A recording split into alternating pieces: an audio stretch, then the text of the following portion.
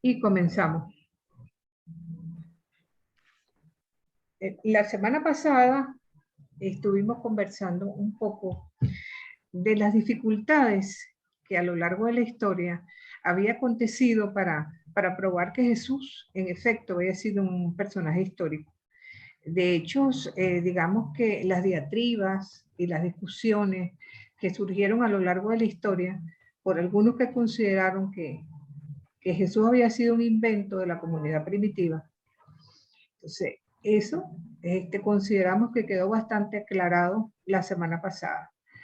Pero el día de hoy vamos a ver en verdad el contexto del siglo I desde el punto de vista social, político, económico y sobre todo tratar de discernir a partir de lo que nos dicen los evangelios realmente qué es lo que nosotros sabemos del Jesús histórico, para aclarar algunas dudas sobre todo. Lo primero que tendríamos que decir es que la geografía de Palestina para el siglo I es muy diferente a la que está presentada en el Antiguo Testamento. Y vamos a distinguir con muchísima claridad tres zonas. La primera de ellas, ¿verdad?, es Samaria. Samaria se encuentra situada justo en el medio. Tres grandes regiones: Galilea en el norte, Samaria en el medio y al final lo que es la Judea. Entonces, cada una de estas regiones, ¿verdad?, fueron visitadas por nuestro Señor a lo largo de lo que nos relatan las páginas evangélicas. Sabemos que en la parte de la Galilea, la parte del norte, pertenecía al territorio de Herodes Antipas. Era una región que tenía una llanura muy fértil, como era el Valle del Esdrelón, y al mismo tiempo, ¿verdad?, tenía al norte lo que era el Monte Carmelo. Aparte del Monte Carmelo, el Valle del Jordán, el Alta Galilea, es zona montañosa. Y en la parte oriental se encuentra la depresión formada por el Jordán y el lago de Galilea. Sabemos que en los evangelios encontramos mencionadas muchas localidades de la región. Evidentemente, la primera de ellas es Nazaret, una aldea pequeña donde sabemos que Jesús pasó su vida oculta, y nunca esta población, que se calcula para el siglo I como unos 1000 habitantes, nunca fue mencionada en el Antiguo Testamento ni en la literatura, lo que da a entender la poca importancia que tenía para el pueblo judío. En Galilea también vamos a observar la presencia de ciudades como Caná, al norte de Nazaret, donde se dieron los primeros milagros del Señor. Vamos también a observar el lago de Genesaret, donde podríamos decir que era el centro de operaciones de Jesús, porque cada vez que iban a cualquier lugar siempre terminaban regresando hacia la Galilea y específicamente a Genesaret. Es importante destacar que este lago no recibe la misma denominación por todos los evangelistas. De hecho, vamos a encontrar la primera alusión al lago en el libro de Números, el capítulo 34, versículos 11, donde recibe el nombre del lago de Kineret. Sin embargo, vamos a ver cómo para los evangelistas Marcos y Mateo recibe el nombre de Galilea, para Lucas es Genesaret y para Juan es Tiberíades. Y estamos hablando exactamente del mismo lago. Lo que es que a lo largo de toda su ribera se situaron pequeñas poblaciones que fueron de alguna manera dándole nombre al lugar. Y sabemos que en la Galilea, donde se desarrolló la totalidad de la vida oculta y parte también de la vida pública de nuestro Señor. Vamos a encontrar también otras ciudades que son mencionadas en los evangelios, como Corazaín, Naín, Magdala, y por supuesto el monte Tabor también está en la región de Galilea. Con una economía que estaba basada en la pesca y terrenos muy fértiles, sobre todo hacia el norte, para el cultivo del trigo, de la cebada, del olivo, dátiles, higuera, así como también especies en abundancia. El pan y el pescado eran los alimentos más importantes. Esto es bastante curioso, por decirlo así, porque fíjense que ni el pescado ni el mar es mencionado en el Antiguo Testamento. Tenemos que esperar hasta el libro de Tobías, donde es mencionado un pez. Y es porque el pueblo de Israel nunca fue marinero, nunca se dio a la navegación. Y es porque, en cierto modo, para ellos del mar siempre venían los imperios y las invasiones, y era mirado con mucho respeto. Pero en el Nuevo Testamento la situación se había convertido tan extrema para la mayoría de la población que la pesca empezó a ser una actividad económica importante. Esto es bien interesante destacarlo a lo largo del mismo. Janet se está grabando, ¿verdad? Que no veo está grabando. Que no veía la lucecita. No veía la lucecita prendida. Buenas tardes. Okay. Sí, se está grabando. Está ahí, profe. Gracias a Dios. Qué susto. Entonces, y de alguna manera Galilea había formado parte de lo que fue el territorio de las tribus de Neftalí, de Aser, de Zabulón, muy alejada de los centros culturales como Jerusalén y Samaria. Entonces, luego de la muerte de Salomón, formó parte del reino del norte, pero para el siglo I, para la época de Jesús, estaba completamente separada, inclusive tenía muchos centros helenistas con predominio de la cultura judía, y la lengua, por supuesto, era el arameo, la lengua que hablaba nuestro Señor, pero mucha parte de la población hablaba griego. Por tanto, aun cuando los evangelios no lo dicen, no podemos descartar que nuestro Señor también hablara griego por el contacto que tenían con diversos pueblos hacia el norte y el tipo de cultura que se vivía. Sabemos que los samaritanos, a lo largo de su territorio, ellos se separaron del judaísmo tradicional y tenían su propio templo en el monte Garizim. Por eso no eran bien vistos por los judíos del sur. Y en los evangelios en muchas oportunidades son recordados a veces como ejemplo de piedad. El evangelio del domingo, del día pasado, tenemos el ejemplo de unos leprosos, que es precisamente el samaritano quien se acerca a Jesús dándole las gracias por la curación. Tenemos también lo que es la región de Judea, la capital Jerusalén, donde sabemos que Jesús realiza la última parte de su ministerio y es donde muere y resucita, con localidades bien conocidas para nosotros como el Monte de los Olivos, donde sabemos que nuestro Señor iba en oración de muchas noches a rezar al Padre, a alabar. En la parte de Judea vamos a encontrar localidades como Belén, Ain Karim, que la tradición asume que era la ciudad de Juan Bautista, Emaús, Arimatea, Efraín, Bexaida, Filipo, ciudades importantes mencionadas en los evangelios. Vamos a ver por la necesidad del mundo de nuestro país, porque como decía un compañero director, yo creo que tienen un micrófono abierto por ahí. Sí. Y el monte Sión, donde estaba erigida el templo de Jerusalén. Eso tendríamos que decir en cuanto a las regiones.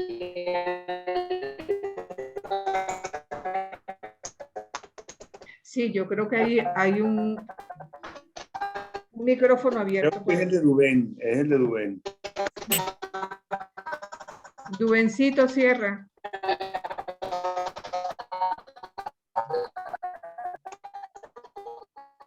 Bueno, además, tenemos también una serie de poblaciones paganas que estaban al sur del lago, de lo que quizás es Jordania, y que en nombres helénicos muchas veces eran mencionadas como la Decápolis.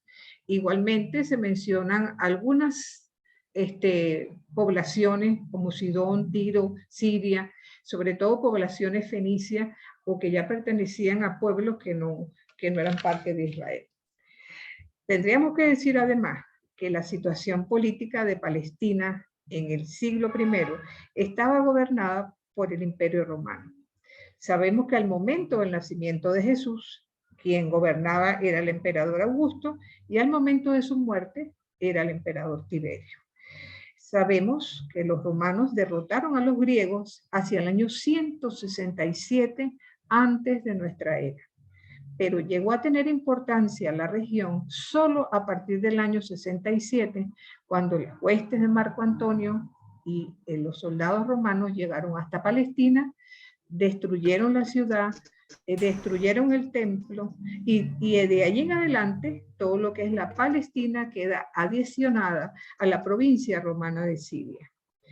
En cuanto a la situación económica, ya hemos mencionado un poco lo que tiene que ver con la pesca y la agricultura, pero igualmente tendríamos que agregar la actividad de la construcción.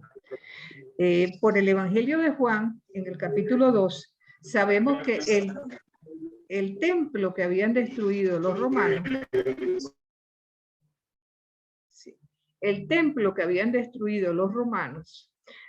había sido reconstruido y habían estado 40 años en esa reconstrucción. Aparte de que la dinastía herodiana se preocupó por embellecer mucho la ciudad y elaboraron una serie de edificaciones donde evidentemente era una gran fuente de trabajo para parte de la población. Además tenemos la industria del cuero, porque había sacrificios en el templo tanto en la mañana como en la tarde, y la piel de los animales generalmente se utilizaba en la industria para diversos enseres. Igualmente tenemos, como es una zona rica en la producción de lino, todo lo que eran tapices y sobre todo la ropa era elaborada precisamente mayoritariamente con textiles provenientes del lino. Tendríamos que decir además que las monedas principales que se utilizaban, aparte de las pequeñas monedas que aparecen en algunos textos como puede ser las minas, las principales eran el siclo, que era la moneda judía, el denario, que era la moneda romana, y el dracma, que era la moneda griega. Debemos recordar que el siclo, siendo la moneda romana, era la utilizada para todo lo que eran el comercio del templo. Entonces, quien iba con monedas griegas o romanas tenía que cambiarlas precisamente por la moneda judía, porque se consideraba que toda moneda que no fuera judía era impura. Entonces, podemos imaginar entonces el conflicto que se presenta porque el siclo valía muchísimo más que el denario y muchísimo más que el dracma. En momentos en que la paga de un trabajador estaba constituida probablemente por un denario al día. Y no cobraban 15 último como nosotros, sino simplemente ellos eran por día trabajado un monto que les servía para llevar a su casa la comida necesaria para ese día. Al día siguiente habría nuevamente que buscar. Fíjense que cuando uno lee textos como el de Mateo, en el que señalan abiertamente que un señor va a buscar trabajadores en la plaza del pueblo a las 9 de la mañana, se lleva un grupo, después va a las 12, después va a las 3 de la tarde. Eso nos habla en el fondo de un problema de desempleo, que muchas veces me hace recordar a mí en las construcciones de nuestra época, como hay gente siempre parada en la puerta buscando la oportunidad de que le den trabajo ese día si algún trabajador no viene. Y eso tristemente es una realidad de todas las épocas, el desempleo. Tendríamos además, ¿verdad?, que seguir agregando en este orden la situación religiosa del momento. Sabemos que a partir del exilio de Babilonia se va gestando en el pueblo lo que se conoce como la visión del judaísmo como tal, y que de alguna manera está representada por 4 pilares. Esos 4 pilares son el sábado, la circuncisión, la ley y el templo. Es a partir del exilio de Babilonia, cuando ya el pueblo no tiene más rey, que es el sacerdote quien va a ocupar esa figura de rey que ya no existe. Y de a poco se va estableciendo una sociedad hierocrática, donde los sumos sacerdotes a la cabeza son los que van a llevar, si se quiere, la organización del pueblo como tal. Situación que en el momento del siglo I es una realidad bastante dura, porque hay 24 clases sacerdotales, de las cuales cada uno de los sacerdotes tiene oficios, que unos son porteros, otros se ocupan de las ofrendas, otros se ocupan de la música, otros de la vestimenta, y van estableciendo una serie de obligaciones, siendo que los sacerdotes levitas son los que están en la base de la pirámide. Recordemos que entre las tribus de Israel, los levitas fueron los únicos que no tuvieron posesión de la tierra, porque ellos iban a depender de sus hermanos. Resulta que para el siglo I habría unos 7.000 levitas en Jerusalén, los cuales podían prestar el servicio en el templo una vez a la semana. Imagínense, si el año tiene 53 semanas, 54, y solamente estamos hablando de una semana de servicio para 7.000 personas, hay levitas que a lo largo de su vida nunca tenían esa oportunidad. Por lo tanto, ellos también eran considerados parte del pueblo pobre porque tenían que trabajar para vivir. Conjuntamente con el clero, vamos a tener el templo ya embellecido, en la época del siglo I, con una distribución bastante diferente a la que fue el templo de Salomón. Porque en el templo de Salomón no había separación entre mujeres y hombres. Sin embargo, el templo que se construyó a la vuelta del exilio, que fue el templo de Zorobabel en el 515, y el que se remoza en la época de Herodes, es un templo que tiene separación entre las mujeres y los hombres. Y de paso, donde están las mujeres es precisamente donde están los campistas, donde están los que cambian las monedas, los que venden los animalitos. Y al lado del templo, y en la misma edificación, se encuentra el Sanedrín, que es una institución que nace desde el punto de vista religioso, pero se convierte en una fuerza política y religiosa porque ellos gobiernan a partir de esa institución, constituida por 70 miembros, de los cuales el sumo sacerdote está a la cabeza, y a lo largo de todo el territorio vamos a encontrar sinagogas, porque no todos los judíos podían ir a Jerusalén con frecuencia. A veces los viajes eran bastante largos, bastante complicados, y en las fiestas grandes sí trataban la mayoría de subir a Jerusalén, pero en las ciudades, aún en las ciudades pequeñas, había sinagogas.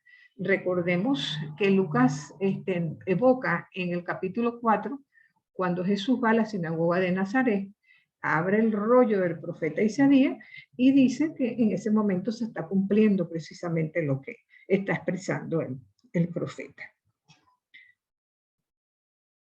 Ahora, en cuanto a la situación social, vamos a decir que como en toda sociedad, hay gente rica, gente que pertenece a la clase media y pobre.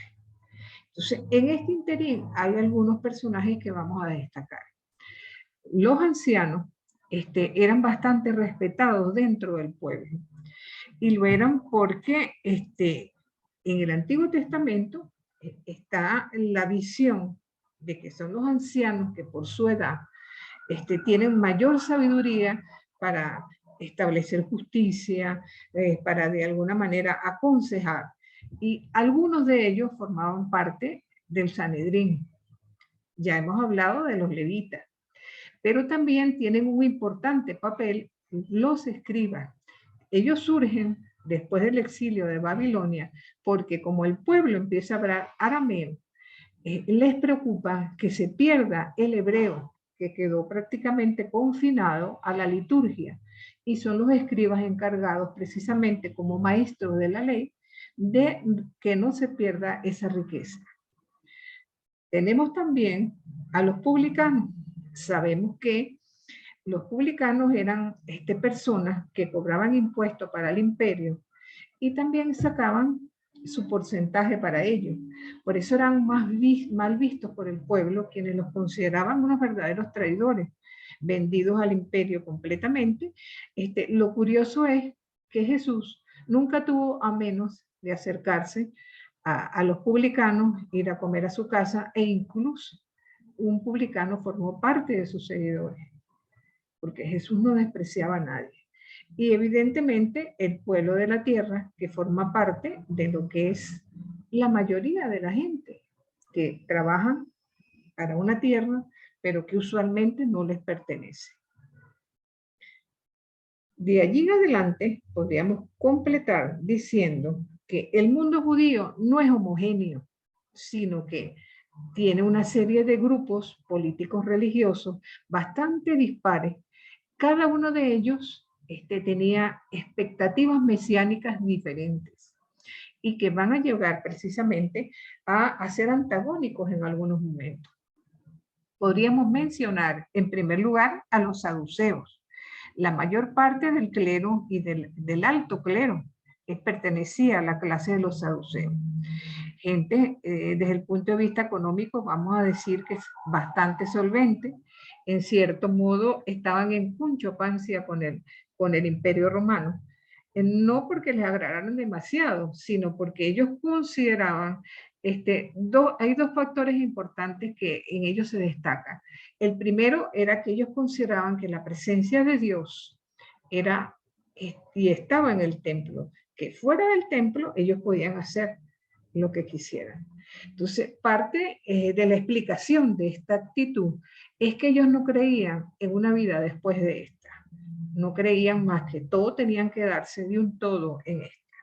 En eso contrastan con los fariseos, porque los fariseos son hombres que tenían bastante respeto dentro del pueblo, porque ellos eran hombres dedicados a la oración, hombres que daban limosna, personas que cumplían estrictamente la ley.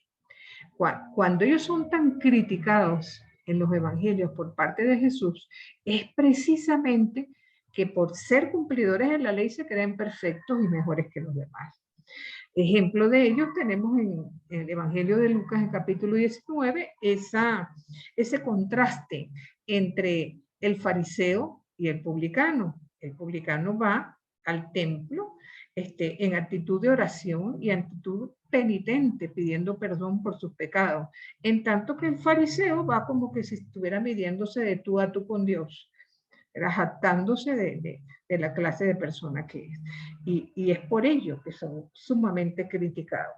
Pero ellos sí creen en una vida más allá de esta, y en eso están continuamente, vamos a decir, en conflicto con los saduceos que no lo creen. Y para ellos, la presencia de Dios tenía que respetarse en todo momento. De allí que sean bastante estrictos y rigurosos en el cumplimiento de la ley. No duden en interrumpir si alguien quiere hacer algún comentario o decir algo. Tenemos otro grupo, que es el de los celotes. Las expectativas de este grupo era que había que acelerar la venida del Mesías por la vía de la violencia, porque ellos surgen después del año 6, en rebelión contra el imperio, donde se dio una masacre bastante importante que incluso le cuesta el poder a uno de los hijos de Herodes. Pero de ellos viene aquella famosa arma que era como una sica, que era un puñal en curva, y de ahí viene precisamente la palabra sicario. Es más, se cree que Judas el traidor y probablemente Pedro vinieran al seguimiento de Jesús desde las filas de los celotes.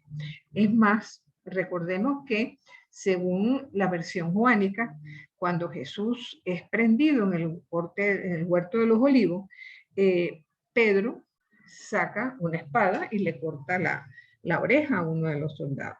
Ahora, si Pedro era seguidor de Jesús, estaba consciente que Jesús era el Mesías, ¿qué hacía él con un arma de ese estilo? Entonces, hay argumentos en los evangelios que apoyan esa idea. Otro grupo es el de los esenios. Sabemos que los esenios eran gente, una especie de monjes que se apartan completamente de la ciudad porque piensan que el mundo es malo y que es precisamente una actitud de recogimiento y de constante oración que ellos pueden acelerar la venida del Mesías. Gracias a los esenios se pudo recuperar el descubrimiento bíblico más importante del siglo XX, que fue capturado en las cuevas de Qumran. Y fue una experiencia que pudo mostrar al mundo cómo se vivía en el siglo I. Y todo lo que se recogió en Qumran, para empezar, fíjense, todo el Antiguo Testamento, hubo textos como el de Isaías o el texto de Habacuc, que se recogieron completos. Faltó el libro de Esther, pero curiosamente un libro como es el Eclesiástico, que había sido desechado del canon hebreo por no estar escrito en hebreo, allí apareció precisamente en hebreo. Entonces, como les digo, fue el descubrimiento más importante del siglo XX en materia bíblica y que gracias a los esenios fue preservado en unas ánforas donde, bueno, imagínense, cientos y cientos de años permanecieron allí hasta que fueron descubiertos. Tenemos también los movimientos bautistas a los que pertenece Juan, movimientos que ya desde el Antiguo Testamento tenían alguna visión dentro del pueblo, pero el de Juan Bautista tiene la característica de ser un movimiento de conversión unido al bautismo. De algún modo, la predicación centrada en el reino de Dios y en la futura e inminente venida del Mesías se viene a constituir como el centro y la base de este movimiento bautista. Tenemos también los herodianos. Vulgarmente podríamos decir que son los chupamedias de Herodes, aquellos que estaban continuamente congraciándose con Herodes para tratar de reírle sus gracias, de satisfacer sus anhelos, y de alguna manera también son bien criticados en los evangelios. Jesús en más de una oportunidad les llama sepulcros blanqueados, hipócritas, serpientes, o sea, una serie de epítetos que evidentemente no son nada agradables. Tenemos también los samaritanos, ya hemos conversado un poco acerca de ellos. Sabemos que ya desde la muerte de Salomón y la división del reino, los judíos del norte no fueron bien vistos por los del sur. De alguna manera consideraron que ellos se mezclaron más con otros pueblos, que le rindieron culto a los Baales. Y evidentemente después del exilio de Babilonia, cuando ellos establecen en el monte Garincín su propio templo, prácticamente eran como judíos de segunda categoría para los judíos del sur. En los evangelios, en más de una oportunidad, se nos ponen incluso como ejemplo. Bueno, y sabemos que muchas veces cuando Jesús y sus discípulos querían ir a Galilea, bordeaban la Decápolis para no pasar por Samaria. También tenemos los pecadores. A la larga, los pecadores eran la mayoría de la población. Sencillamente porque recuerden que en una sociedad hierocrática como esta, la salud se mide en igualdad con el pecado. Recordemos, por ejemplo, el caso de el ciego de nacimiento en el Evangelio de Juan, capítulo 9, donde los presentes, empezando por los padres, preguntan que quién pecó, si había sido el ciego o si había sido su padre, porque de alguna manera la enfermedad estaba vinculada con el pecado. Entonces, la mayoría de la gente sencillamente era considerada pecadora, sobre todo porque solamente los estrictos cumplidores de la misma, que se sabían de memoria hasta los pasos que tenían que dar en cada sábado, es quienes estaban a salvo pues del pecado. Jesús también la emprende contra ellos cuando les dice, ¿será posible que el sábado sea más importante que el ser humano? ¿Será posible que ustedes consideren pecador a una gente que dé un paso de más, pero no dejan de darle comida a su burro y no dejan de hacer lo que a ustedes económicamente les conviene? Entonces, en este orden de ideas, tenemos que estar claros de que Jesús se enfrentó a las autoridades de la época, criticando lo que a su juicio era ir más allá de la ley, apegándose solamente a la letra y dejando de lado el espíritu. Y esto nos lleva a la comprensión de que no podía Jesús salvarse de la muerte, porque de una u otra forma y estaba atentando con el status quo, y eso le costó la vida. Dicho esto, ¿verdad? Vamos a tratar de desglosar lo que nos dicen los evangelios acerca del Jesús histórico.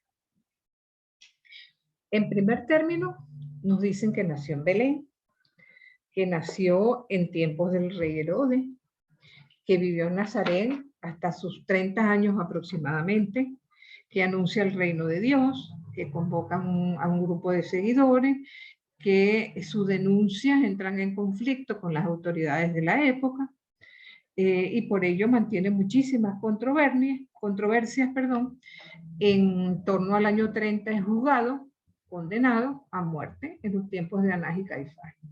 Pero luego de su muerte y de su resurrección, comienzan sus seguidores a proclamarlo como resucitado. Entonces, no dejó nada escrito, excepción de aquel episodio de Juan 8, en que parece estar escribiendo en el suelo. No tenemos noticia de que Jesús haya dejado nada escrito. Lo que sí estamos claros es que sus seguidores fueron capaces de recordar los 247 dichos presentes en los evangelios y que forman parte de lo que estudiamos la semana pasada como fuente. Entonces, vamos a tratar de ver cada una de estas cosas por separado. El evangelio de Lucas, en el capítulo 2, 1-2, nos dice que Jesús nace bajo el edicto de César Augusto cuando Cirino era gobernador de Siria y hace un censo. Ahora, históricamente no hay ninguna evidencia de que hubiera un Cirino, gobernador de Siria, que mande a hacer un censo hacia el siglo I. No lo hay. Pero fíjense en algo bien interesante. Tertuliano, ¿verdad? Y lo afirma también Flavio Josefo, que fue un historiador judío de la época, dice, en primer término, cuadramos con César Augusto, porque sabemos que este emperador gobernó desde el año 30 a.C. hasta el año 14. O sea, que está bien, Jesús nace en la época de César Augusto. La dificultad, al no saber que Cirino fuera gobernador de Siria, como parece deducir Lucas, resulta que hubo un gobernador llamado Centio Saturnino, del cual sí se sabe que fue gobernador de Siria entre los años 9 y 6 antes de Cristo. Entonces, dicho esto, nos viene la pregunta, ¿será que Lucas se peló en la fecha?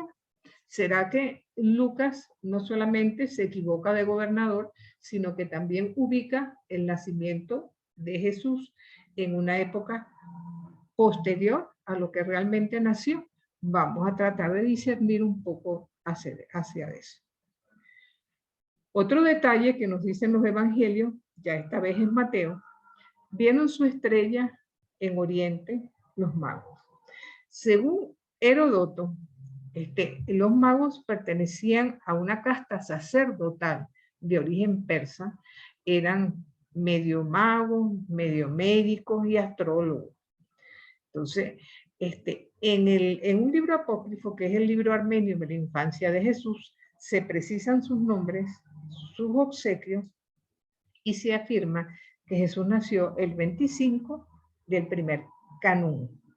Entonces, la estrella de los magos ha representado siempre un papel tradicional desde los tiempos de Kepler, donde se cree que hacia el año 6-7 antes de nuestra era ocurrió una gran conjunción, les voy a hablar como si fuera Adriana Ace, ¿okay? Una gran conjunción entre Júpiter y Saturno en la constelación Piscis. La astrología antigua consideraba a Júpiter como el astro rey, a Saturno como el astro de los judíos y a Piscis con el final de los tiempos. Entonces, la interpretación astrológica del fenómeno que se hizo en ese momento fue que en el país de los judíos había nacido el rey de los últimos tiempos.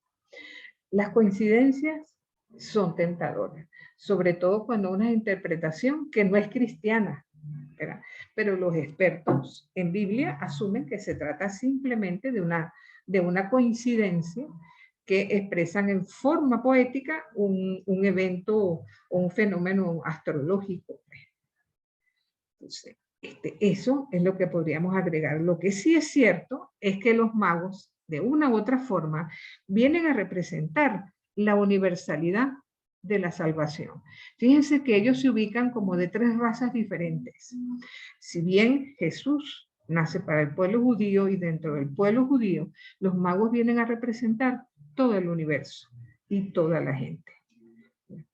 Entonces, si en este interín y siguiendo con las inquietudes que se derivan de lo que nos presentan los evangelios, fíjense que estoy tratando de que me pase la página y no me quiere pasar. Entonces, otro detalle es, Jesús nació el 25 de diciembre y nació en Belén. Fíjense, el nacimiento de Jesús solamente se establece después del año 350, cuando Constantino II. Y nada tiene que ver con la verdadera fecha. ¿Por qué? Porque no la conocemos. Fíjense que la mayor parte de los estudiosos afirman que Jesús debe haber nacido entre los meses de julio y agosto, porque es la única manera de entender que hubieran pastorcillos al descampado con su rebaño en época de invierno. Es imposible que ello ocurra porque tienen que preservar de noche su ganado, pues.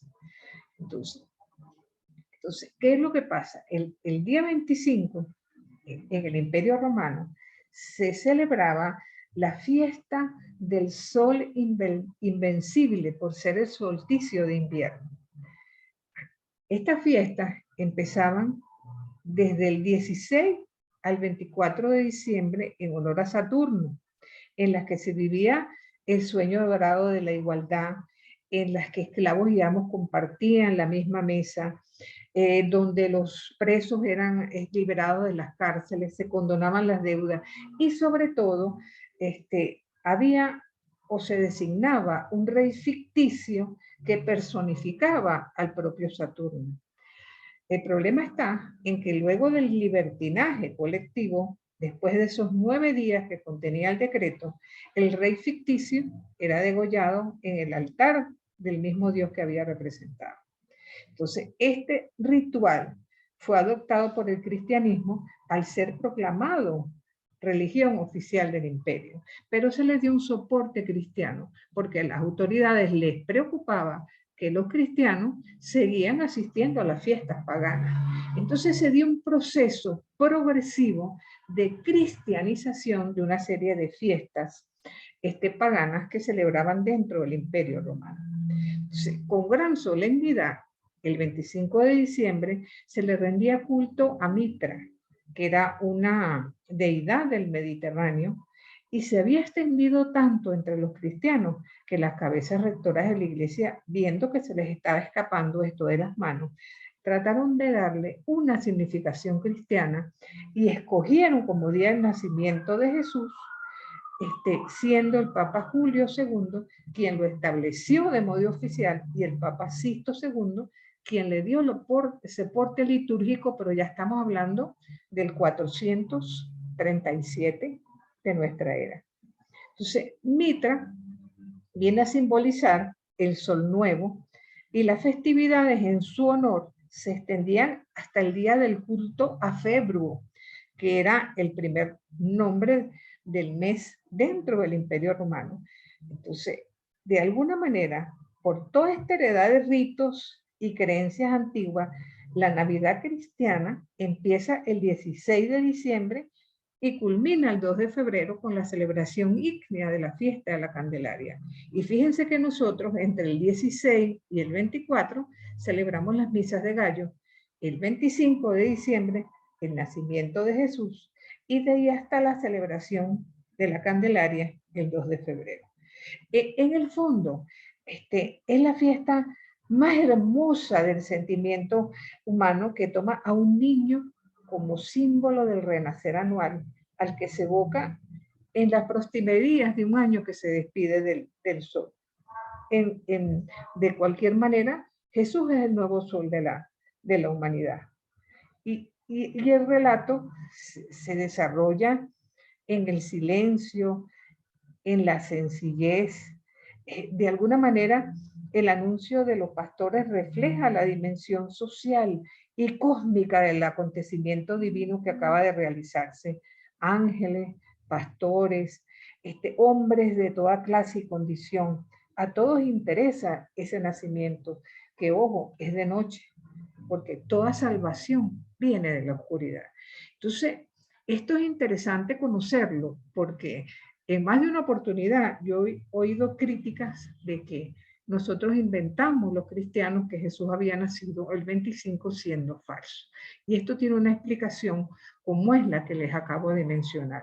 Y ojo, ahorita tristemente estamos viviendo el proceso contrario. Hoy se está paganizando lo cristiano y vemos cómo con gran afán celebraciones foráneas como Halloween han cogido, si se quiere, un vuelo en nuestra patria, de tal forma que ya uno ve con mucha naturalidad por la calle cultos no solamente a Satán, situaciones bastante rudas en cuanto al gente incluso que se dice bautizada, que se dice cristiana, pero que sencillamente viven como que si Dios no existe. Y eso es válido también para el espíritu de la Navidad. Nosotros afirmamos creer en un Dios trino, Padre, Hijo y Espíritu Santo. No un espíritu de la Navidad que llega de visita el 21 de diciembre, que le ponemos unas naranjitas, que le escribimos una carta y que abrimos la puerta de la casa para que entre. Eso es algo completamente, vamos a decir, en mi opinión, que está ridículo, ¿no? Ahora, fíjense. Adelante. Una acotación, precisamente con esto de las fiestas de Navidad, y hay que tener también mucho cuidado porque el adelanto de la Navidad a una época que no se corresponde todavía, precisamente nosotros comenzamos a celebrar la Navidad el 16 de diciembre y decretar una Navidad a partir de ahora del 1 de octubre, cuidado. Correcto, es cierto. Ahora, otra disyuntiva es si en efecto Jesús nació en Belén. Sabemos que las tradiciones proféticas ubican a Jesús como hijo de David. Pero recuerden que esa semejanza le viene a través de José y no precisamente de María, porque María era de Nazaret. De hecho, cuando nosotros vemos a diferentes personajes en los textos bíblicos, al no tener apellido, ellos generalmente acogían al gentilicio de su ciudad. María de Magdala, José de Arimatea, María de Nazaret. Entonces, lo que sí es cierto que en aquella época las expectativas mesiánicas ubicaban el nacimiento mesiánico en Belén. Recordemos que Belén, traducido del hebreo, quiere decir algo como casa del pan. Entonces, es la tierra de David.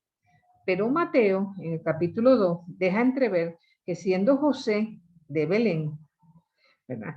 Y que de alguna manera tuvo que ir a Nazaret a buscar a María en casa de sus padres, el hecho de que él sea el padre adoptivo de Jesús y lo es legalmente, hace precisamente esa conexión de asumir que se puede decir que Jesús nació en Belén. Sin embargo, hay quienes todavía lo dudan. Hay algunos exégetas que afirman que decir que Jesús nació en Belén es decir que nace de la grandeza de lo que era la dinastía davídica. Pero hay muchos autores que lo ubican a Jesús como naciendo en Nazaret. De hecho, Jesús dice Jesús de Nazaret, ¿verdad? Entonces, nada de raro tiene, ¿verdad? Como cuando uno dice, bueno, yo tengo la nacionalidad europea y la venezolana, y es porque mi padre era de España, por ejemplo. Entonces, eso hace que yo sea española cuando no haya nacido concretamente allá.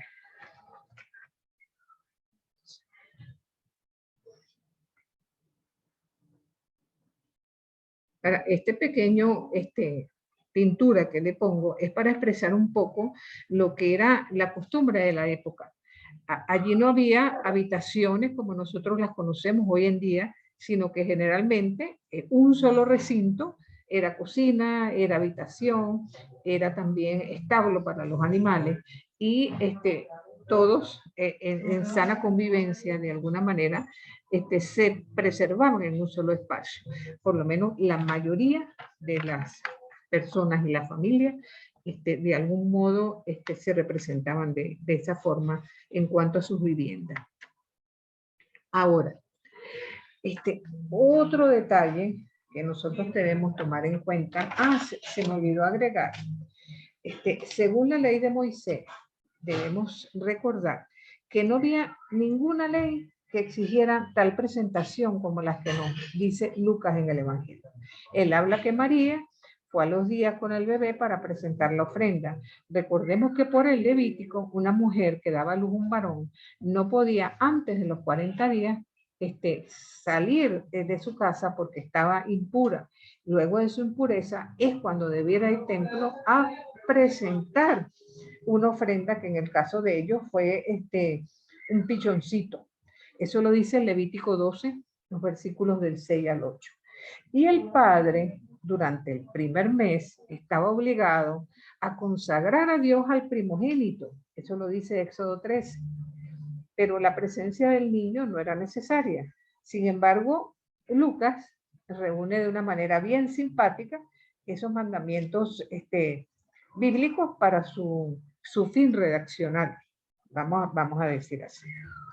Ahora, cuando nosotros hablamos de la época del nacimiento de Jesús y específicamente de un personaje como Herodes, nos estamos refiriendo a Herodes el Grande. Entonces, se sabe por documentos extrabíblicos que Herodes el Grande muere el 27 de marzo del año 4 antes de nuestra era en Jericó. Si esto es así, debemos estar conscientes de que Jesús tiene que haber nacido antes del año 4 para haber nacido en época de Herodes. Y en ese sentido coincide con lo que expresamos anteriormente en cuanto a que Cintio Saturnino, siendo gobernador de Siria, dio orden de un censo hacia el año 6-7 antes de nuestra era, lo cual cuadra perfectamente, ¿verdad?, con la fecha. Ahora, el que hayan ido a Egipto, como nos pretende mostrar Mateo, y que haya sido por una matanza de inocentes, esta tiene su fundamento en leyendas que giraban alrededor de Herodes. Se sabe que Herodes fue un personaje sumamente dañino, pues. Según Flavio Josefo y el Targum, esa pretensión del faraón en su momento de exterminar a los nacidos hebreos, también la tuvo Herodes en su momento. Entonces, de algún modo, ¿verdad?, viene a representar que Herodes, siendo de origen extranjero y idumeo, era un hombre que quería ser rey vitalicio hasta su muerte. Entonces, asesinó a los posibles hijos que pudieran sucederlo en el trono y organizó prácticamente desde que nacían una matanza a sus propios hijos para que no fueran el día de mañana a usurparle el trono. Se sabe que mató a su hijo Arustóbulo y a su hijo Alejandro. Mandó ahogar al yerno. Estranguló a su esposa.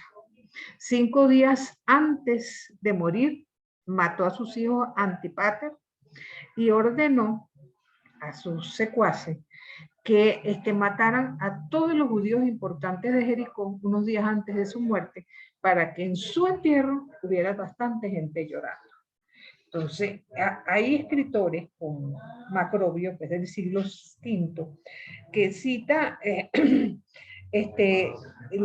hecho de afirmar que para Herodes era mejor ser un cerdo que un hijo, porque como el cerdo no se lo comía, tenía la mayor posibilidad de sobrevivir, cosa que evidentemente no le iba a pasar a su hijo. Entonces, es probable que Mateo asuma la ida a Egipto, porque escribe a un auditorio de judíos convertidos al cristianismo y presenta a Jesús como el nuevo Moisés. Moisés estuvo a punto de perder la vida cuando era un bebito, y cuando fue lo suficientemente grande se convirtió en un líder que fue desde el propio Egipto hasta la tierra prometida. Entonces, el que Mateo ubique a Jesús en este interín desde Egipto hacia la tierra prometida, de alguna manera está respaldando el hecho de que para Mateo Jesús es el nuevo Moisés. Esto, de alguna manera es importante destacarlo. Algo que yo también quería comentar con ustedes es acerca de la concepción virginal, porque ese es un punto que mucha gente discute, sobre todo gente que sencillamente se niega a aceptar una verdad como esta. Entonces, ¿qué sabemos bíblicamente? Primero, que María había sido dada en matrimonio a José, que por la fuerza del Espíritu espera un niño que viene de Dios. Entonces, esto pone en juicio la dinastía davídica, porque tenemos, no se conoce en el judaísmo que una persona pueda repudiar a otra si no hay un motivo verdaderamente válido. José, al enterarse de la barriga de María, siendo un hombre justo, de los 3 hombres que en la Biblia habla de que ser hombre justo, tiene que haber pensado con justicia: caramba, ese muchacho no es mío. ¿Y qué hago? ¿Repudio a María? ¿Me voy en secreto? Pero desde el punto de vista de la ley, no hay un repudio secreto. Es siempre un acto público, legal y por escrito. Así lo dice el Deuteronomio 24. Y puede ser entendido tanto como repudiar o devolver. Entonces, cuando un marido tenía sospechas de infidelidad, le hacía beber las aguas amargas. Les recomiendo que a ese respecto lean número 5, del 13 al 31. Y agregaba que si la mujer era inocente, tendría un hijo varón. Pero si era virgen, debía ser lapidada. Ahora, ninguna de estas 2 leyes se aplica a María. No puede ser devuelta a su casa porque vivía con sus padres. Entonces, hay una diferencia grande para el pueblo judío entre la casada y la prometida, porque generalmente, y yo creo que hasta hoy día eso se conserva como tal, antes del matrimonio, de que la pareja empiece a vivir juntos, ellos hacen un compromiso un año antes, donde incluso el dote que se va a dar de un lado u otro, todo eso se lleva a cabo en ese momento. Romper el compromiso es prácticamente como una especie de, decir así, de divorcio. Entonces, José no puede reconocer una paternidad que no le pertenece. Sin embargo, el narrador afirma que Dios le lleva a aceptar semejante paternidad y que toma a María. Es una adopción legal completamente, que permite al adoptado convertirse en hijo con todos los derechos, incluso con el registro genealógico. De allí que podemos entender que siendo José de Belén, también el nacimiento de Jesús se ubique en Belén también. Pero esta realidad es a través de un sueño que José llega a comprenderla. Ahora, si Dios se hizo hombre en Jesucristo y la encarnación asume la condición humana, tiene que utilizar el lenguaje humano. Entonces, el acontecimiento de Jesús es nuevo, pero el lenguaje no. Entonces, tendríamos que considerar en este aspecto, ¿verdad?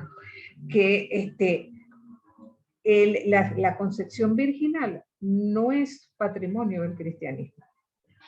De hecho, para Mara, la madre de Buda, a quien la tradición asume una concepción virginal, el fundador de la raza mexicana, Huitzilopochtli, seguramente lo pronuncio mal porque hay exceso de consonantes y no me sale el nombre, cuya madre también quedó embarazada en forma virginal. Entonces, de alguna manera, ¿verdad? En el caso de María, los evangelios en relatos hacen a veces relatos fantasiosos que refuerzan la virginidad de María, pero es curioso que hay un texto apócrifo que se llama Los secretos de Enoc, y en el capítulo 23 habla que la madre de Melquisedec lo concibe en forma no natural y nace el padre, quiso despacharla hasta que reconoció el origen divino del niño.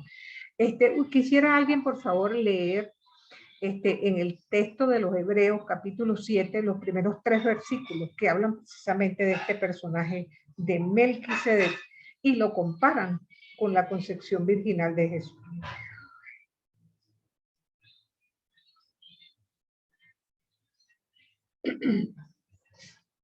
Profe, ¿me repite la cita de Hebreos? ¿Cómo no? El capítulo 7, los primeros versículos, hasta el 3, 1, 2 y 3.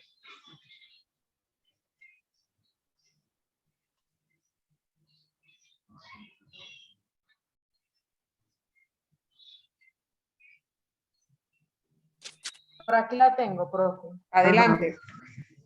En efecto, este Melquisedec, rey de Salem, sacerdote de Dios Altísimo, que salió al encuentro de Abraham cuando regresaba de la derrota de los reyes y le bendijo, al cual dio a Abraham el diezmo de todo, y cuyo nombre significa, en primer lugar, Rey de Justicia, y además Rey de Salem, es decir, Rey de Paz, sin padre ni madre, ni genealogía, sin comienzo de días, ni fin de vida, asemejado al Hijo de Dios, permanece sacerdote para siempre. Palabra de Dios. Te alabamos, Señor. Te alabamos, Señor. Fíjense cómo, de alguna manera, el texto de los Hebreos retoma un texto apócrifo para resaltar algo que ya sabemos. El reconocimiento de Jesús como Hijo de Dios y la encarnación son dos temas inseparables. Por eso, la verdad teológica de este acontecimiento no puede probarse con razones históricas. Y de parte nuestra, menos, porque el exegeta y el teólogo no prescinde de la fe. Más bien proclamamos nuestra fe con el credo y proclamamos la virginidad de María en la encarnación como una realidad de fe. Todo lo demás es competencia de Dios. Con la encarnación se da el comienzo de la irrupción del reino de Dios en la tierra como signo escatológico. Y eso es lo que a nosotros como creyentes nos tiene que ser el mayor peso y la mayor importancia. Sigamos un poco con estas ideas. Se dice, ¿verdad?, que Jesús vivió en Nazaret hasta alrededor de sus 30 años. La razón de fijar esos 30 años es porque se consideraba como la mayoría de edad. Cuando Moisés empieza su labor tenía 30 años. Ahora, los datos que nos ofrece Lucas no son acerca de Jesús, sino de Juan el Bautista. Ahí dice algo como que en el año 15 del emperador Tiberio comienza la predicación de Juan el Bautista. Sí, Tiberio empieza a gobernar en el año 14. 15 años más nos ubica hacia el año 29 de nuestra era.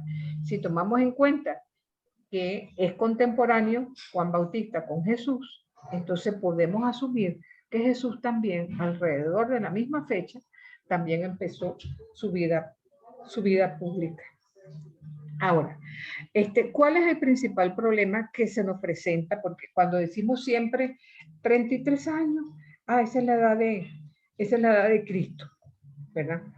Pero los datos evangélicos, ¿verdad?, que por una parte nos llevan a Juan Bautista, entran en conflicto con lo que dicen las narraciones evangélicas, porque los sinópticos hablan que el ministerio de Jesús no duró más que un año, en tanto que Juan ubica a Jesús durante 3 Pascuas seguidas en Jerusalén, lo que da, por supuesto, un margen de unos 3 años. Por eso es que viene la moción de los 33 años. Pero si tomamos en cuenta que Jesús no nace en el año 0, sino que nace 6 o 7 años antes de nuestra era, entonces Jesús no muere a los 33, Jesús muere un poquito más viejo. Ahora, sabemos que en torno al año 30, ¿verdad?, es juzgado por blasfemo y por subversivo, es condenado a muerte como un delincuente en tiempos de Tiberio, Poncio Pilato, Anás y Caifás, personajes históricamente situados en la misma época y datados por documentos extrabíblicos. Porque sabemos que Poncio Pilato fue procurador romano del 26 al 37 después de Cristo. Herodes Antipas, después de la muerte de su padre en el año 4 antes de Cristo, gobernó desde entonces hasta el 39. Anás fue sumo sacerdote del 6 al 15 y Caifás del 18 al 37. O sea que todos estos personajes estaban presentes en la misma época en que Jesús muere. Ahora, ¿cuándo muere? Los evangelios coinciden en afirmar que era viernes, día de preparación, víspera del sábado, dado que al día siguiente se contaba con la puesta del sol. O sea, el sábado lo empezamos a contar a partir de las 6 de la tarde del viernes.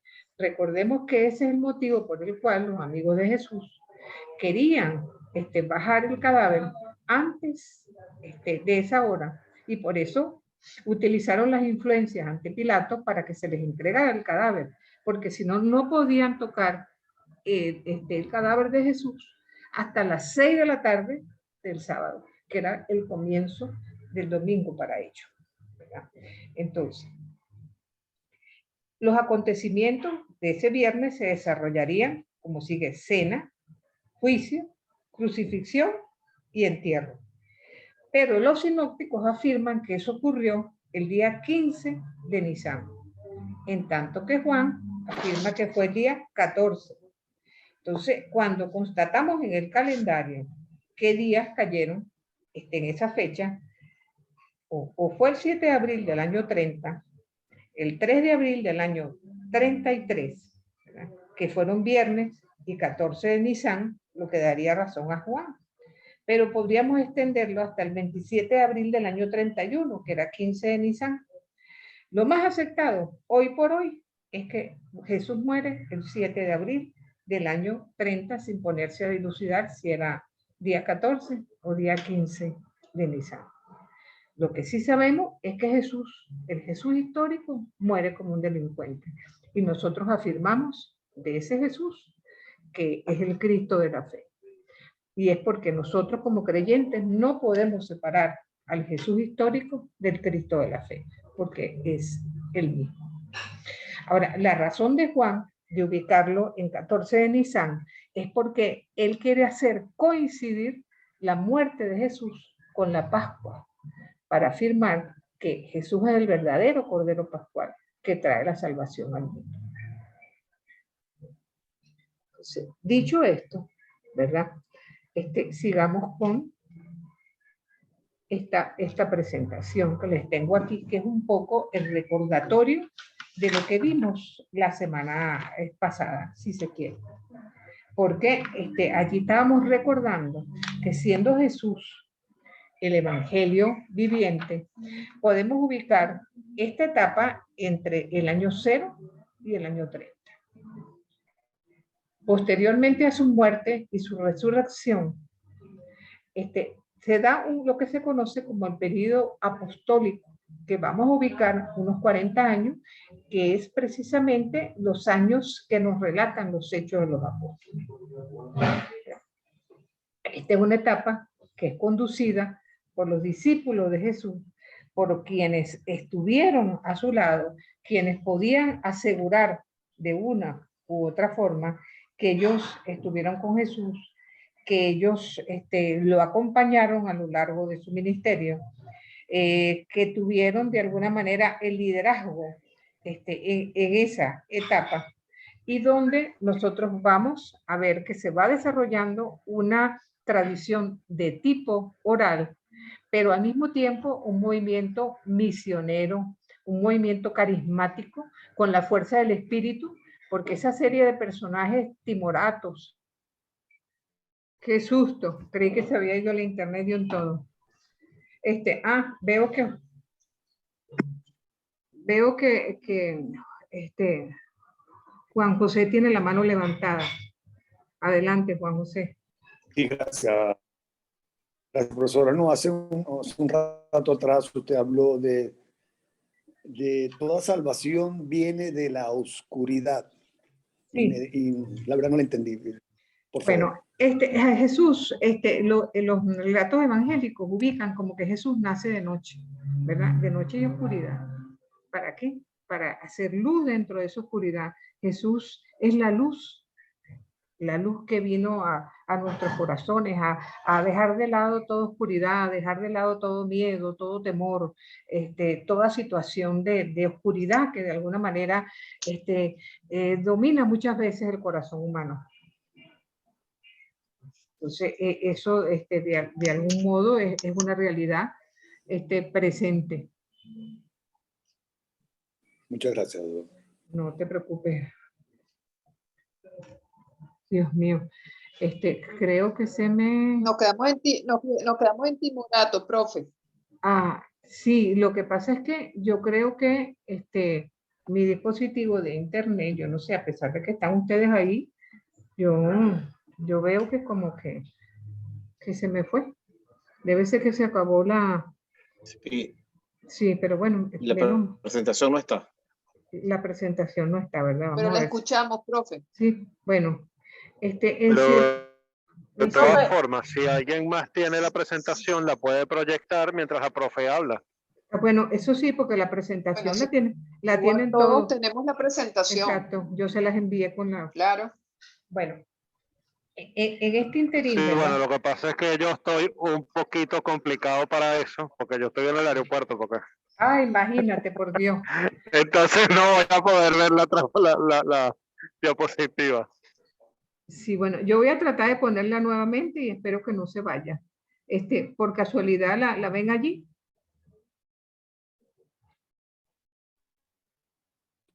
Todavía no. No, profe, todavía no. Bueno, yo sigo hablando con la finalidad de que vaya apareciendo. De todas maneras, esta parte es un poco el repaso de la semana pasada, ¿no? En las que evidentemente Sí, en esta etapa van a circular los primeros escritos paulinos. El primer escrito del Nuevo Testamento es la primera carta de Tesalonicenses en el año 51. Van a circular los dichos de Jesús que se conocen dichos evangelios. Entonces, bueno, menos mal que volvió a conectarse. Entonces, de algún modo, ¿verdad? Llama esto muchísimo y poderosamente la atención de que, conociendo probablemente los otros evangelios, las tradiciones del evangelio de Juan pareciera que fueran por otra vía, ¿no? Entonces, esta etapa, ¿verdad? O este pequeño movimiento de estos primeros 40 años, como les digo, va a tener poca literatura escrita, pero sí mucho de tradición oral. Con dos focos de atención, que eran Jerusalén, donde circulaban todo lo que eran las tradiciones del discípulo amado, perdón, estoy diciendo un disparate, todas las tradiciones acerca de la tumba vacía, y Galilea, que era el lugar donde la mayor parte de los seguidores de Jesús se devolvió a su tierra ante el fracaso de la cruz. De hecho, cuando Jesús se aparece a las mujeres para decirles, hey, díganle a los muchachos que allá en Galilea los voy a ver. Galilea fue el lugar de las apariciones y según la visión del evangelista Marcos, es el lugar para recomenzar. Es como para decir Jesús a sus seguidores, la primera vez yo me reuní ahí con ustedes, los llamé al seguimiento y fíjense que ustedes fracasaron, porque ustedes me dejaron al momento de la muerte. Pero ahora tienen la oportunidad de hacerlo de nuevo. Háganlo bien esta vez. Es algo bien lindo, ¿no? Porque de alguna manera ese es el enfoque, ¿no? Que le va dando el relato.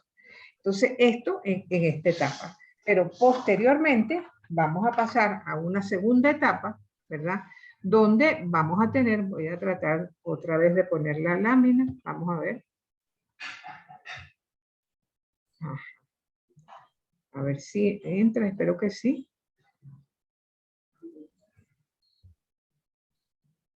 No, pero empezó de comienzo, ¿no?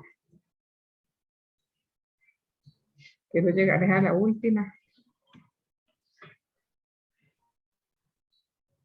Profe, compartiendo un poco en relación a lo que usted nos decía, recordé también el material de Aguirre, Introducción a los Evangelios Sinópticos, cuando usted nos dice... Bueno, aquí vuelta. Ajá, creo que era Luz la que hablaba, ¿verdad?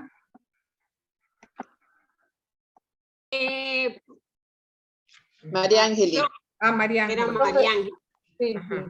Bueno, compartía con los hermanos que me hizo recordar cuando usted nos hablaba de que muchas de las tradiciones estaban basadas en la tumba vacía. Recordé al autor del libro de la Introducción a los Evangelios Sinópticos, porque allí también expresa que precisamente el Nuevo Testamento, lo que hoy conocemos como el Nuevo Testamento, no se escribió, no se comenzó a escribir desde el nacimiento de Jesús, sino fue en torno a los hechos de la pasión, muerte y resurrección del Señor. Correcto. Fue a partir de este hecho que comenzaron a escribir. Así mismo sí, es. De hecho, recordemos que hay muy poca bibliografía asociada a lo que es a qué pasó antes de esos 30 años, de los 30 años de Jesús. Lo comentábamos, que hay muy poca bibliografía que hace referencia a su niñez, adolescencia, todo eso. Y es hasta lógico. Profe, adelante. Me gustaría que me aclarara algo, es decir, que según la visión de Marcos, en Galilea inicia pues Jesús su misión y luego lo manda allí, que ahí se van a ver con todos los discípulos, como para que ahora los discípulos inicien ese recorrido. Pero Galilea, por estar después del reino dividido en el norte, porque Jesús empezó su misión desde allá. Es decir, siendo él del sur, de las tribus del sur, se fue a... Recuerden que el nacimiento de Jesús en Belén es fortuito, gracias a un censo. La idea de José probablemente era vivir en Belén, pero recuerden que ante el miedo que pudieran hacerle daño a un niño, ellos se fueron hacia la Galilea, hacia el norte, a vivir en Nazaret, y todo lo que fue la vida oculta de Jesús transcurrió allí. Ahora, imagínense que ustedes tienen algún vecino, alguna persona que ustedes conocen, que se hace famoso y ponga a la presidencia de la República, pero resulta que mientras fue vecino de usted no le vieron nada de particular. Entonces, es cuando entonces llega a una situación notoria, cuando ustedes empiezan, caramba, pero yo recuerdo cuando tal cosa. Me acuerdo cuando dijo, porque entonces los discípulos hicieron el mismo camino. Allí no había ni periodistas ni alguien que fuera relatando que Jesús hizo tal milagro a las 3 de la tarde del día tal. Fíjense que los evangelistas son muy parcos. Al otro día, al día siguiente, en aquel momento. O sea, porque no hay precisión, porque se acuerdan del acontecimiento, pero no de los detalles. Entonces, algunos autores afirman que los evangelios son relatos de la pasión con una breve introducción. Porque en esa breve introducción, de alguna manera, está representado todos los milagros, lo que fue la vida pública. Claro, Mateo y Lucas van todavía más allá, porque incluso nos ofrecen unos relatos del nacimiento y la concepción de Jesús, que no están presentes ni en Juan ni en Marcos, ¿ok? Entonces, cuando veamos, vamos a dedicar un día precisamente a la exposición de los evangelios de la infancia y vamos a ahondar un poco más en ese punto. Lo que yo sí quería ahondar en este momento, porque ya nos queda menos tiempo, es en la etapa, o en la segunda etapa, ya no en la etapa apostólica, sino en la subapostólica, porque aquí estamos hablando de los discípulos, quienes les toca poner por escrito toda esa tradición oral para que no se pierda, ¿verdad? Y eso lo ubicamos entre los años 70 y 135 aproximadamente. ¿Qué vamos a tener en esta etapa? Evidentemente, el Evangelio de Mateo, el Evangelio de Lucas, que también es el autor de los Hechos, el Evangelio de Juan, el Apocalipsis de Juan, las cartas que consideramos como católicas, que son 3 de Juan, 2 de Pedro, una de Santiago, una de Judas, ¿verdad? Y las 7 cartas que son de los discípulos de Pablo y que no pertenecen a esa primera generación de cartas protopaulinas que están escritas de la mano del apóstol. No recuerdo si la semana pasada les hice la acotación que de las 14 cartas atribuidas a Pablo, solamente 7 salieron de su pluma. Y estas son la primera de Tesalonicenses, por supuesto, que fue la primera. La de carta a los romanos, primera y 2 Corintios, Gálatas, Filipenses y Filemón. Las demás son de discípulos paulinos, digamos, en el corazón de Pablo, con el pensamiento de Pablo en muchos aspectos, pero ya pertenecientes a otra generación. Entonces, también vamos a destacar, y eso cuando vean la última lámina, porque nos queda apenas una sola lámina, van a darse cuenta que conjuntamente con los textos que acabo de mencionar, que forman parte de nuestras Biblias como textos canónicos, en esta etapa vamos a ver otra serie de textos que se los menciono porque todavía no hay canon y eran también o estaban en poder de las comunidades. Como por ejemplo la primera carta de Clemente a los Corintios, esa está a finales del siglo I. Se considera que él es el tercer papa, Clemente, judío, fue obispo de Roma, ¿verdad? Y él emplaza a la comunidad de Corinto, donde se ha producido una ruptura, una serie de miembros descontentos, han depuesto a los obispos y presbíteros. Entonces él está dando no solamente una carta de reprensión, sino un aliento para que ellos sean capaces de abrirse al diálogo. También de esta etapa es el pastor de Hermas, ¿verdad? Hermas es un esclavo liberto, ¿verdad? Y personajes de la patrística como Irineo y Clemente de Alejandría consideran al pastor de Hermas como un texto bíblico. Incluso Orígenes lo equipara a los escritos de los apóstoles. Entonces él, de alguna manera, muestra en su texto una alegoría que expresa la esperanza de la comunidad de los pobres de Roma que están a la espera de la segunda venida de Cristo. Entonces, también tenemos de esta etapa la Didache, ya hemos hablado de ella en otra oportunidad. Se le llama también la doctrina de los 12 apóstoles y podríamos decir que es el equivalente al catecismo en nuestra época, porque una vez que la persona se convertía y se bautizaba, entonces iba a la escuelita a aprender los proverbios, cierta catequesis, normas de vida, oraciones, ¿verdad?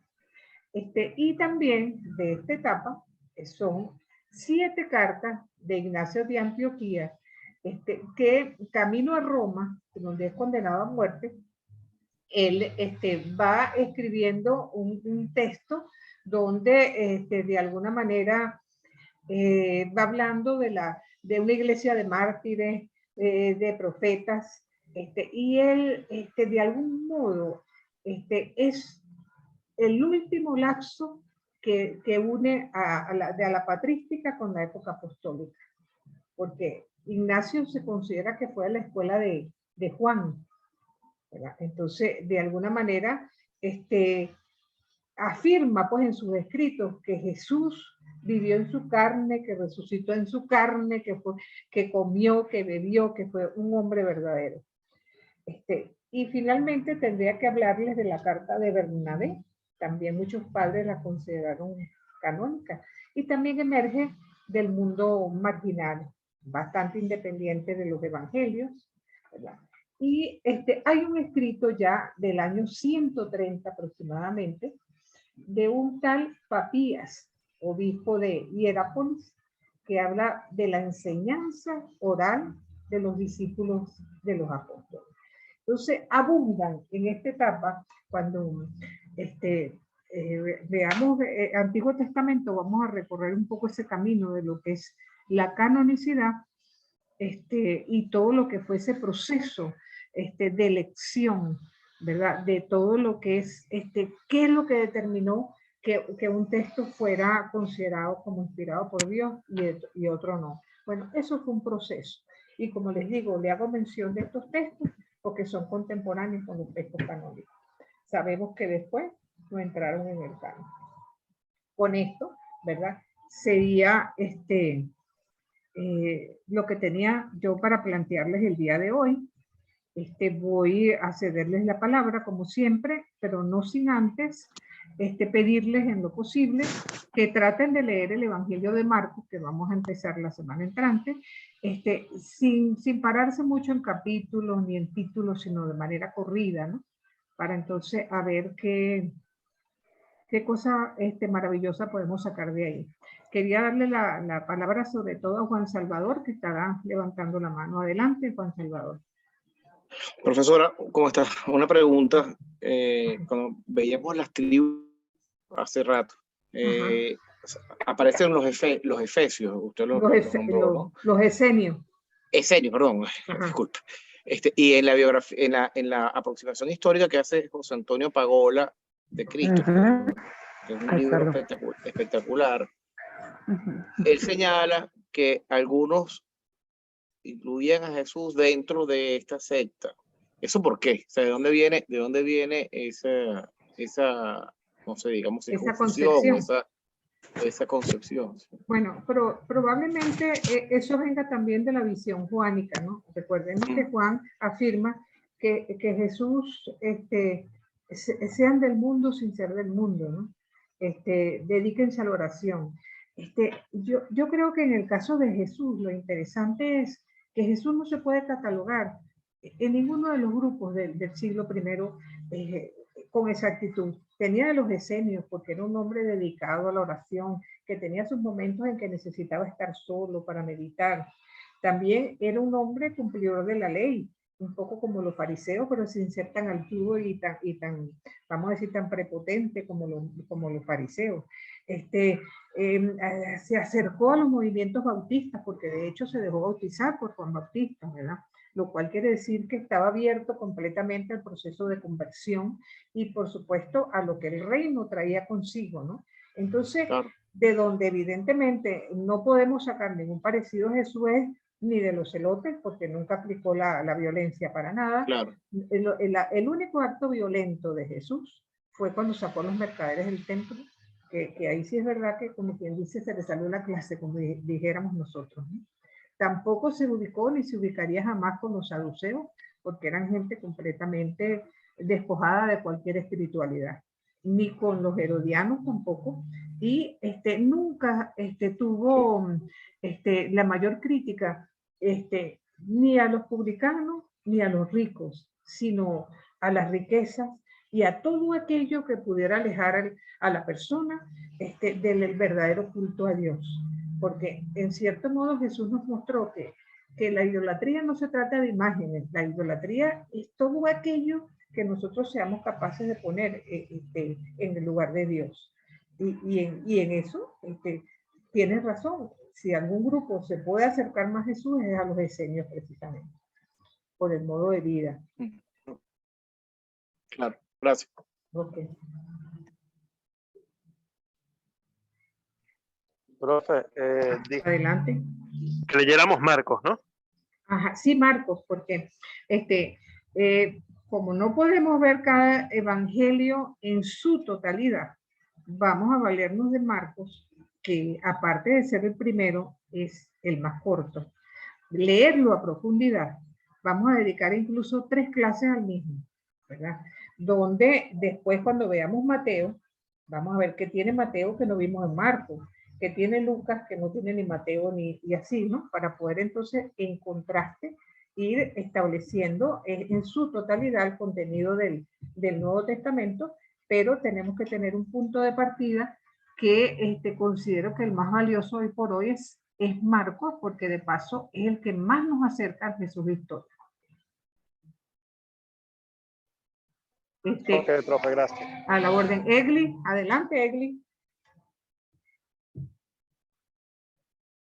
Ajá. Bueno, al igual que el compañero que intervenía antes sobre la pregunta que hacía, yo siento que con el tema me hizo recordar mucho de la lectura de José Antonio Pagola, en el que hace esa aproximación histórica de Jesús. De hecho, cuando usted hablaba, como que recordaba ciertas cosas e inclusive me ayudaba a aclarar otras tantas que quizás exponía Pagola y no comprendía mucho. Sobre todo cuando usted habla de que no se puede definir una historia de Jesús o dar una aproximación histórica de Jesús antes de su aparición pública, ¿no? Y lo curioso que justamente, que no lo sabía, que justamente a partir como de los 30 años, y simplemente no es que se dice que Jesús tenía esa edad, sino que lo único que refieren los evangelios es hacia Juan, ¿no? Y me daba curiosidad justamente eso de cómo dentro de nuestra cultura o que ha pasado generación tras generación, decir que bueno, la edad de Cristo a los 33 o a los 30. Entonces, ¿cómo aclarar exactamente cuánto tiempo fue la misión de Jesús? Eso de lo de los 3 años o 1 año, así como usted nos lo planteaba en lo que nos exponía.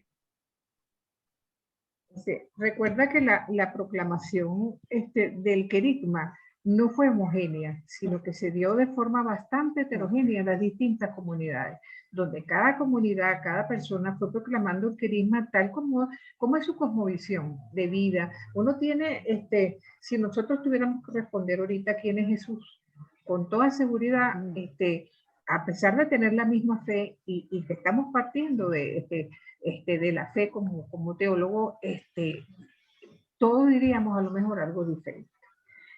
En la comunidad primitiva no fue una excepción.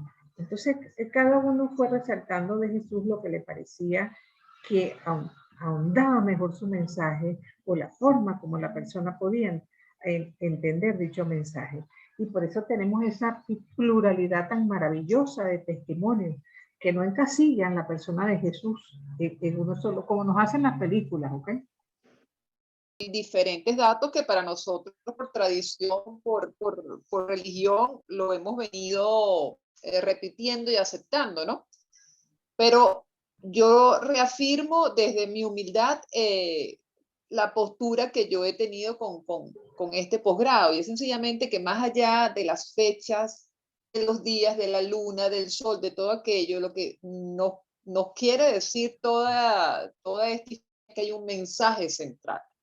Que claro, nosotros como teólogos, sí, para defender las posturas desde la parte más científica, más filosófica, son datos duros, lo que a lo mejor necesitamos, pero no podemos olvidar nunca lo que hay detrás. Lo importante de toda esta historia es el mensaje real que Jesús nos envió, que es bien sencillo. Es de afecto, es de acompañar, es de unión y es de amor. ¿Ves? Porque esto, definitivamente, cuando tú ves estos contrastes y este tema de las notas y de las fechas, uno se angustia un poco, pero creo que también no como teólogos debemos de transmitirle a esas personas que a lo mejor en algún momento vamos a poder conversar con ellos, bueno, es que esto puede ser o no puede ser, nació en Belén o no nació, sino creo que el mensaje está muy claro, es bien sencillo y es ahí creo que donde nos tenemos que enfocar. Esa es mi humilde postura. Y no olviden jamás que los evangelios son testimonios a la luz de la Pascua. Una vez que yo estoy convencida de que Jesús es el Cristo y que Jesús fue el Mesías, es que empiezo a mirar hacia atrás La historia se hace de atrás hacia adelante. Correcto. Y por eso tenemos, miren, Correcto. a veces quizás nuestra visión, vamos a decir, religiosa,